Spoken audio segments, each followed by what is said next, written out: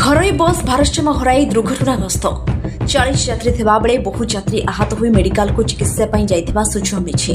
कटक चांदवाली रास्तार सालेपुर थाना नांदुलगड़ा छक निकट में घटी एभली दुर्घटना।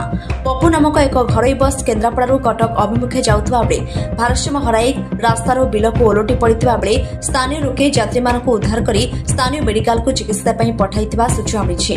खबर पाई घटनास्थल में सालेपुर पुलिस पहुंची क्रेन सहाय्य बस को उठाइबा सह तदंत चलाइथिबा सूचना मिछि।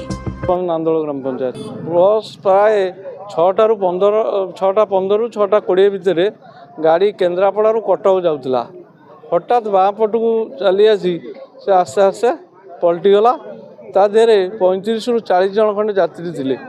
जाऊ भगवान को दयारू कहार किसी विशेष किसी क्षतिग्रस्त होना। स्थानीय लोक मैंने से कबाट काच बाटे समस्त को उद्धार कर 4-5 जन बोधे सामान्य आहत होती। विशेष बड़ धरण आहत कहीं ना किंतु जाओ एगुरा सब बारंबार आम ये रास्ता प्रशासन एप्रति दृष्टि देवा दरकार। द्रुत गाड़ी चलना जो विशेष भाव में दुर्घटना बारंबार घटुची। किंतु पैसेंजर जाओ जी सीटिंग से भितर पैसेंजर थे पैसेंजर अधिका नथिले तेणु जहाँफल कि गाड़ी भी टी स्लो पलटि आस्ते आस्ते आसिक पलटि।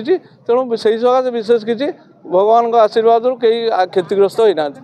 दीपक कुमार सोलंकी का रिपोर्ट स्टार 1 टीवी।